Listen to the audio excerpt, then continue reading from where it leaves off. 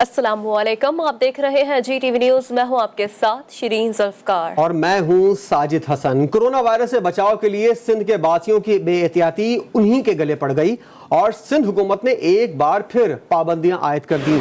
17 जुलाई से अव्वल ता 8वीं जमात तक स्कूल बंद रहेंगे। Restaurants, indoor dining, water park और दीगर तफरीही मकामात पर भी शहरियों का दाखिला बंद रहेगा।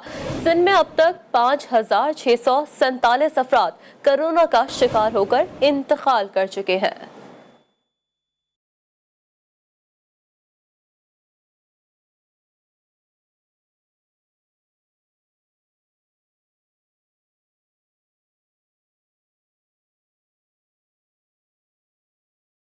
सिंध में SOPs पर अमल दरामद न करना शहरियों और कारोबारी अफराद के लिए मसला बन गई। कोरोना के मस्बत केसेस में इजाफे के बाद सिंध हुकूमत के बड़े फैसले मुसलसल बेहतियाती के बाइस मजीद पाबंदियां लगा दी गयी। महकमा दाखिला सिंध ने कोरोना पाबंदियों का नया नोटिफिकेशन जारी कर दिया, जिसके मुताबिक 17 जुलाई से पहली से 8वीं जमात तक तमाम स्कूल बंद कर दिए जाएंगे। 9वीं से 12वीं जमात तक इम्तहानात शेड्यूल के मुताबिक होंगे।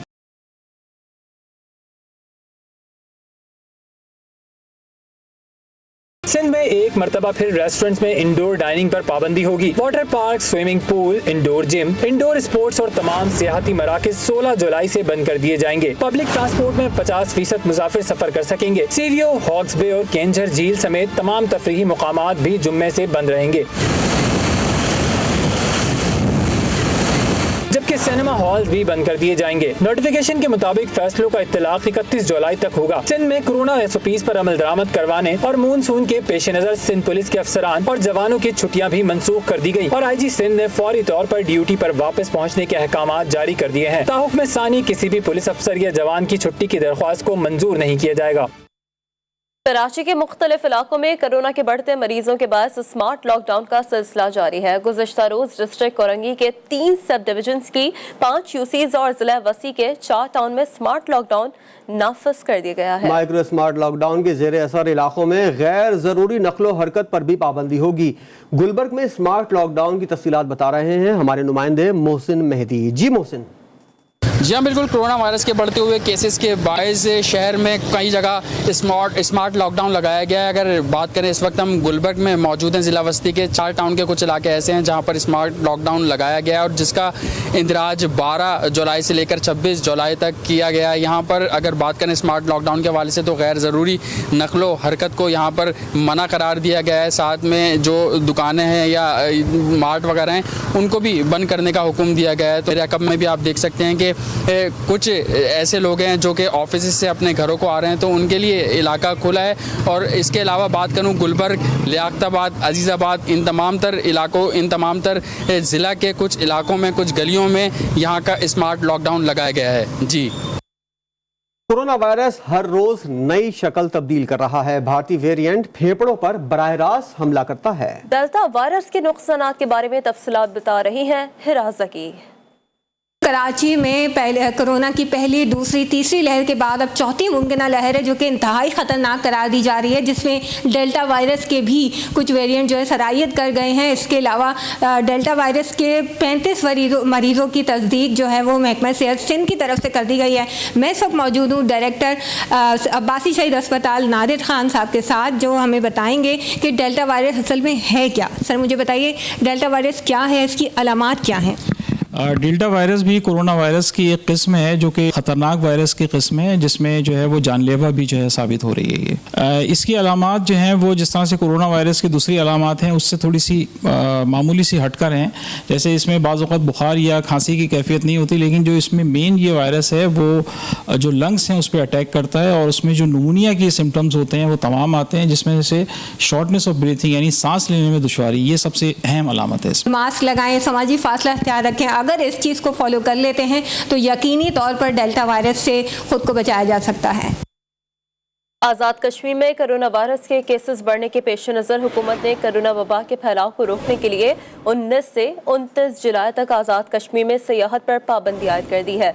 बाकायदा नोटिफिकेशन जारी कर दिया गया। NCOC की हिदायत के तहत ईद की छुट्टियों के दौरान सियाहत पर पाबंदी का फैसला किया गया है। 29 जुलाई तक आज़ाद कश्मीर में सयाहों की आमद पर मुकम्मल पाबंदी होगी। कोरोना एसओपीज़ की खिलाफ वर्जी पर पेशावर की इंतजामिया हरकत में आ गई और वैक्सीन ना लगवाने पर सदर में इलेक्ट्रॉनिक्स मार्केट और 4 रेस्टोरेंट्स को सील कर दिया। मकामी इंतजामिया के मुताबिक 4 सदर रोड पर 2 शॉपिंग मॉल, पुश्तखरा और रिंग रोड पर 12 दुकानें सील करके 33 अफराद को गिरफ्तार भी किया गया। डीसी पेशावर ने कारोबारी अफराद को तनबीह की है कि स्टाफ को वैक्सीन लगवाना यकीनी बनाएं। और स्टार बीमारी या कोरोना के बाद तेज बुखार में मुब्तला 9 अफराद गवादर और पस्ती में दम तोड़ गए। जाम बहक अफराद में खवातीन और बच्चे भी शामिल हैं। मकामी इंतजामिया के मुताबिक जाम बहक अफराद तेज बुखार में मुब्तला थे और वो इलाज के लिए अस्पताल नहीं गए थे। और दीगर खबरें शामिल करते हुए आपको बताएं, ओगरा ने महंगाई के सताए आवाम पर पेट्रोल बम गिराने की तैयारी कर ली। ज़राए के मुताबिक पेट्रोलियम मसनूआत में इजाफे की समरी पेट्रोलियम डिवीजन को इरसाल कर दी गई है। पेट्रोल की कीमत में 11.5 रुपए, हाई स्पीड डीजल की कीमत में 2 रुपए 40 पैसे फी लीटर इजाफे की तजवीज़ दी गई है, जबकि मिट्टी के तेल की कीमत में 1 रुपए 50 पैसे और लाइट डीजल की कीमत में 1 रुपए 40 पैसे फी लीटर इजाफे की सिफारिश की गई है। ज़राए के मुताबिक कीमतों में इजाफे की तजवीज़ पेट्रोलियम लेवी की मौजूदा शरह पर दी गई है।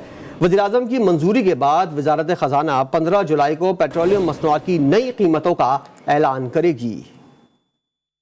मॉनसून बारिशों के पहले स्पेल की बात करते हुए आपको आगाह करें, कराची में 2 दिन से शदीद गर्मी के बाद चंद मिनट में मूसलाधार बारिश हुई और मुख्तलिफ शहरों में वक्फे से रिमझिम का सिलसिला जारी है। महकमा मौसमियात के मुताबिक 17 जुलाई तक बारिश का सिलसिला जारी रहेगा। इसी बारे में देखते हैं शारका कमाल की रिपोर्ट।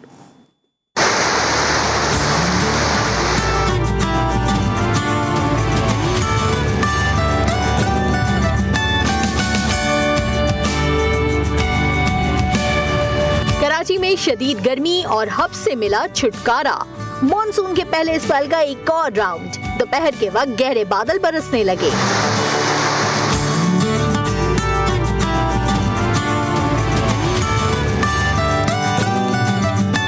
बादल बरसते ही सदर, लियारी, ओल्ड सिटी एरिया, आई चुंद्रीगर रोड, शारा फैसल, तारिक रोड, कोरंगी, लांढी, कीमाड़ी और क्लिफ्टन समेत दीगर इलाके जलथल हो गए। तेज हवाओं के बायस सिंध सेक्रेटेरिएट के करीब मुताद्दिद दरख्त गिर गए और कई गाड़ियों के शीशे भी टूट गए। एम्प्रेस मार्केट के करीब मेट्रोपोल और आई चुंद्रीगर रोड पर बारिश का पानी जमा हुआ तो ट्रैफिक की रवानी शदीद मुतासर हो गई और गाड़ियां रेंगने लगी।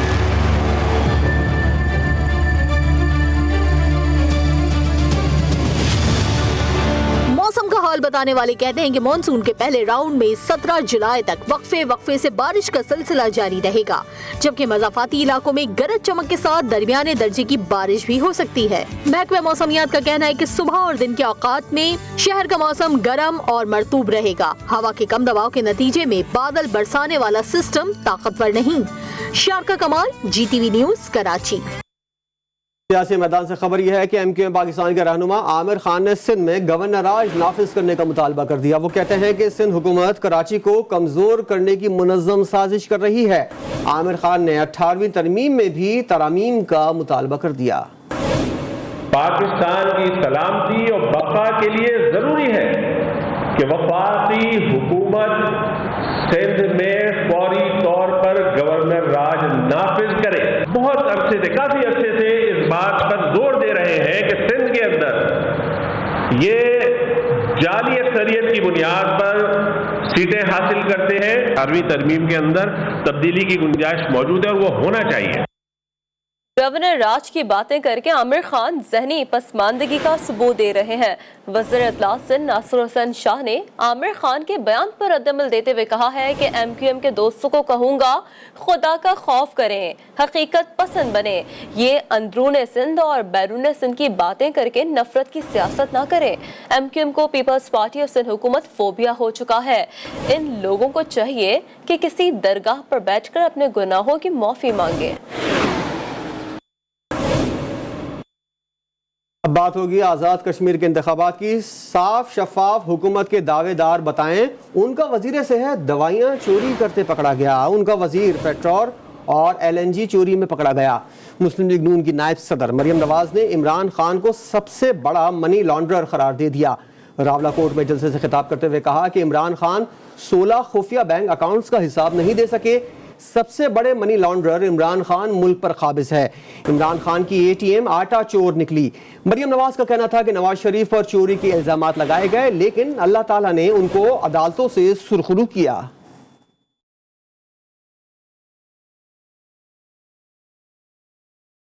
तुमने अपने माथे पर इस्टेब्लिशमेंट का घोड़ा होने का धब्बा लगवा लिया। इमरान खान को इस हैसियत से याद रखा जाएगा कि वो एक कठपुतली वजीर आजम था जो इशारों पर नाचता था। कश्मीर के चप्पे चप्पे पर एक ही नारा लगता है, वजीर आजम नवाज शरीफ। और चोरों को नकब जनी और डाका डालने की इजाजत नहीं दोगे। इमरान खान, आज तुम 22 साल की जिद्दोजहद के बाद सर उठाकर चलने के काबिल नहीं रहे। धीर कोर्ट में जिनको कभी शिकस्त नहीं हुई, इस बार PTI के हाथों शिकस्त होगी। वफाकी वज़ीर मुराद सईद ने दावा कर दिया। धीर कोर्ट में जज से खिताब करते हुए कहा कि आज़ाद कश्मीर में वज़ीर आज़म और वज़रा नून लीग के हैं, ऐसे में धांधली कौन करेगा? क्या किसी ने धीर कोट जैसे इलाकों में अस्पताल और तालीमी इदारे बनाए? आज़ाद कश्मीर में सियाहत के फ़रोग़ के लिए मिसाली इक़दामात करेंगे।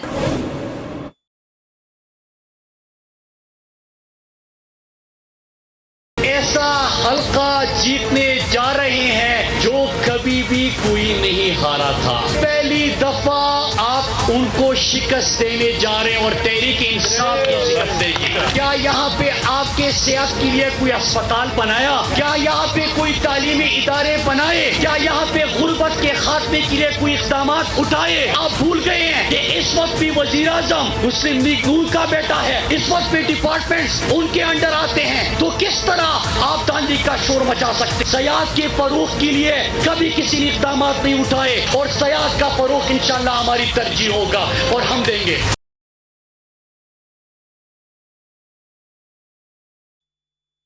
मोदी की भतीजी मरियम बताए कि पिछले 5 साल दौरे हुकूमत में एक तरफ मोदी कश्मीरियों पर जुल्म कर रहा था तो आप जिंदाल के साथ कारोबारी ताल्लुकात बना रहे थे। वज़ीर मुमलिकत फ़ारूक हबीब ने समाजी राब्ते की वेबसाइट पर मरियम नवाज को जवाब देते हुए कहा कि पाकिस्तान की तारीख में नवाज शरीफ ने बतौर वज़ीर आज़म मुश्तरका एलानिये में कश्मीर का जिक्र ना करके कश्मीरियों की जिद्दोजहद को नुकसान पहुँचाया था। कश्मीरी जानते हैं कि इमरान खान उनके सच्चे और दिलेर वकील हैं। पीपल्स पार्टी ने गिलगित बल्तिस्तान को हकूक दिए, कश्मीरियों को भी देंगे। आज़ाद कश्मीर में हुकूमत बनाने में कामयाब होंगे। रहनुमा पीपल्स पार्टी कमरुज़्ज़मान कायरा ने दावा कर दिया। प्रोग्राम लाइव विद मुजाहिद में गुफ्तगू में कहा कि वफाकी वज़रा पैसे तकसीम कर रहे हैं, इलेक्शन कमीशन बेबस है, सियासी अमल दुरुस्त नहीं होगा तो दुरुस्त सियासी क़यादत नहीं आ सकेगी। गिलगित बल्तिस्तान को हमने एम्पावरमेंट दी थी, वहाँ हमने उनको पूरे हकूक दिए थे। मैं तवक्को करता हूँ इंशाअल्लाह ताला कि हम कश्मीर के अंदर एक बेहतर हुकूमत बनाने में कामयाब होंगे। तो इलेक्शन कमीशन की बेबसी भी नज़र आती है कि वजीर सरेआम हम नोट बांटते फिरते हैं और मुग़ल्लज़ात कहे जा रहे हैं और सुनाए जा रहे हैं। अगर सियासी अमल दुरुस्त नहीं होगा तो दुरुस्त सियासी क़यादत नहीं आ सकेगी, दुरुस्त रवैये नहीं पनपेंगे। आज़ाद कश्मीर इंतखाबात में 45 हलकों से मजमूई तौर पर 724 उम्मीदवार इंतखाबात में हिस्सा लेंगे। फारूक हैदर, सरदार याकूब और चौधरी यासीन दो हलकों से इंतखाबात में हिस्सा ले रहे हैं। अरहम शेख रिपोर्ट कर रहे हैं।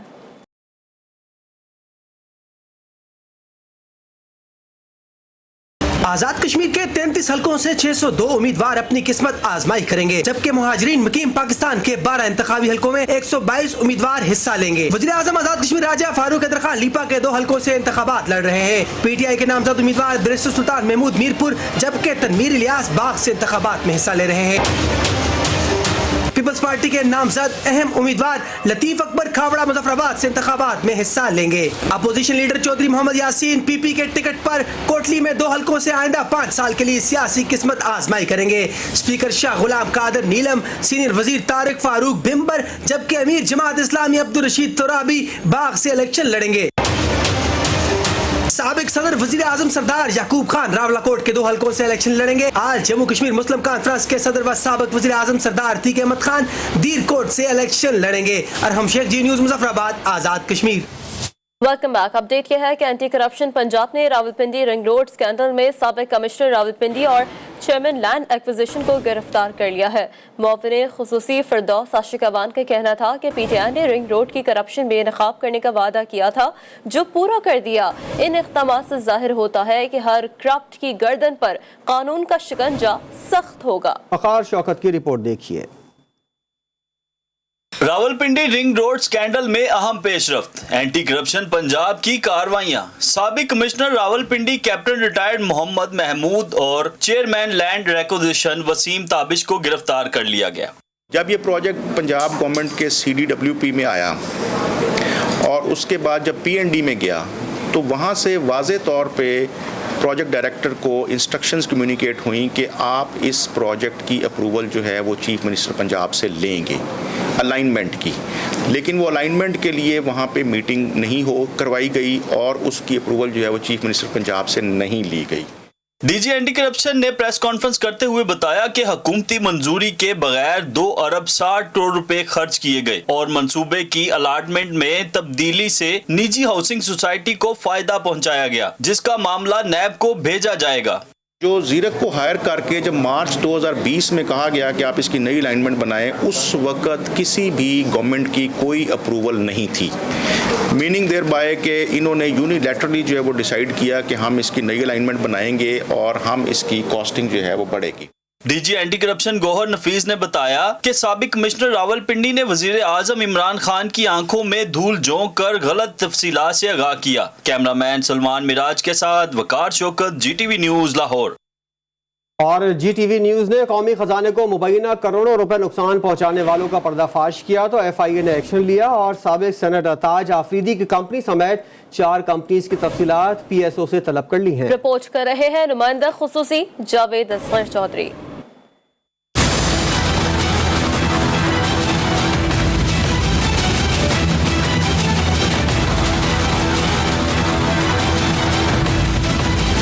साबिक सेनेटर ताज आफरीदी की कंपनियों समेत दीगर कंपनी की जानिब से कौमी खजाने को मुबैना तौर पर करोड़ों रुपए नुकसान पहुंचाने का मामला GTV न्यूज की खबर पर FIA ने पाकिस्तान स्टेट ऑयल से तफसीलात तलब कर ली हैं। FIA कॉर्पोरेट क्राइम सर्कल में साबिक सेनेटर ताज आफरीदी की कंपनी समेत दीगर कंपनी से मुतल्लिक MD PSO को मुरासला जारी कर दिया गया है, जिसमें Alhaj energy and trade, Alhaj general trading, messrs new park trading और अलहाज इंटरप्राइजेज प्राइवेट लिमिटेड के PSO से बतौर कार्टेज कॉन्ट्रैक्टर रजिस्ट्रेशन की सूरत में माहदे की तस्दीक शुदा कापी और कंपनी को अब तक सप्लाई किए गए फ्यूल के लीटर्स में आदाद शुमार भी तलब कर लिए गए हैं।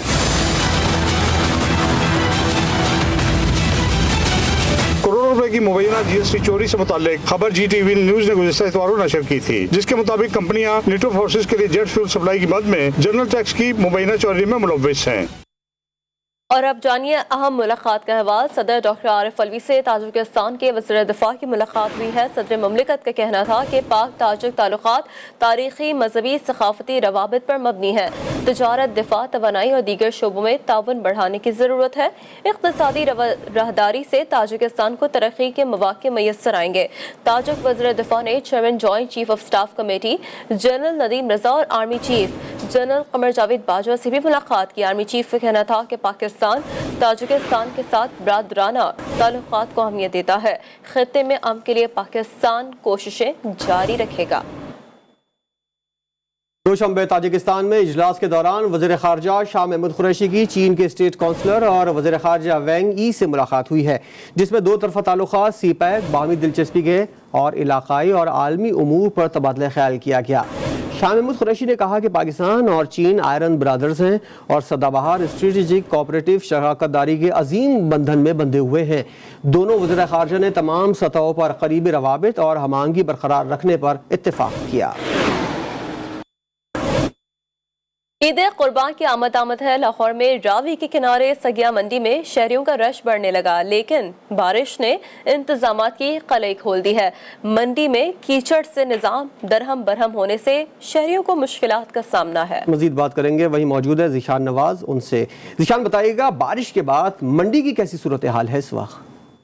आज बिल्कुल ईद कुर्बान की आमद है। जैसे जैसे ईद कुर्बान करीब आ रही है, शहरियों की जानिब से मंडी का रुख किया जा रहा है। जबकि अब से कुछ देर पहले मंडी में सगिया लाहौर की रावी के किनारे सगिया मंडी में बारिश हुई है, जिससे इंतजाम खुलकर सामने आ गए हैं। इंतजामिया की नाअहली का एक मुँह बोलता सबूत है, क्योंकि व्यापारियों ने अपनी मदद आपके तहत काम करके खुद को महफूज किया। हमारे साथ एक व्यापारी मौजूद है, उनसे बात करेंगे। अच्छा जी, बताइएगा कि इंतजाम किस तरह से हैं? आप इंतजाम आप किया था, तंबू भी आप ले आंदा है, ना वाशरूम में ना पानी वाला कुछ भी नहीं है।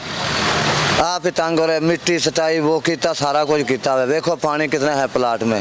हाँ जी बिल्कुल, व्यापारी का कहना है कि इंतजामात कुछ भी नहीं किए गए कि हमने अपनी मदद आपके तहत जो कुछ काम किया है वो खुद ही किया है। जबकि जो शहरी आते हैं ख़रीदने के लिए आते हैं, वो सिर्फ रेट पूछते हैं, रेट पूछने के बाद वापस चले जाते हैं। जी रुख करेंगे इस्लामाबाद की सबसे बड़ी मवेशी मंडी का, जहां पर शेखों ने एंट्री मार दी है। शेखों नामी बकरा लोगों की तवज्जो का मरकज बन चुका है। देखते हैं बिस्मा रफीक की रिपोर्ट।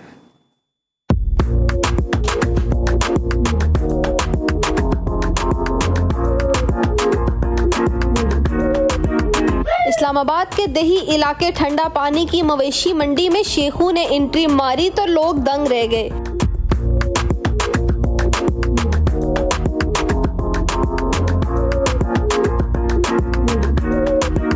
शेखू नामी बकरे के दोनों कान खड़े हैं, जबकि शक्ल हिरन से मिलती जुलती है। ये बकरा हिरन की तरह लगता है और मैंने इसको बादाम, किशमिश और सेब खिलाए हुए हैं, यानी कि ये घास वास इतना नहीं खाता जितना ये चीज़ें खाता है। मालिक के मुताबिक शेखू में काफ़ी खुसूसियात पाई जाती हैं। इसका नाम शेखू है। जब शेखू बुलाते हैं ये खुद चल के आता है, और ये बैठे तो बैठने का बोलें तो बैठ भी जाता है। ये शेखू के मालिक ने तो शेखू के काफी नाज नखरे उठाए। इनका कहना है कि शेखू को बेचते हुए काफी दुख हो रहा है। शेखू नामी ये बकरा अपनी खुसूसियात की वजह से लोगों की तवज्जो का मरकज बना हुआ है। कैमरामैन उमर रफाक के साथ बिस्मा रफीक, GTV न्यूज़, इस्लामाबाद। खबरें और भी होंगी, शामिल करेंगे एक ब्रेक के बाद। साथ रहिए।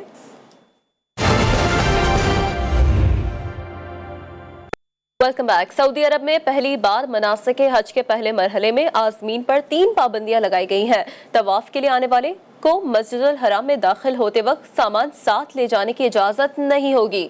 सऊदी हुकाम के मुताबिक मस्जिदुल हराम के अतराफ होटलों में आज़मीन हज रिजर्वेशन नहीं करा सकते। हुज्जाज कराम बराह रास्त तवाफ के लिए नहीं जा सकेंगे। मुतालिका इदारों ने हिदायत की है कि हज के दौरान आज़मीन को मस्जिदुल हराम में नमाजें अदा करने के लिए इंतजार नहीं करने दिया जाएगा।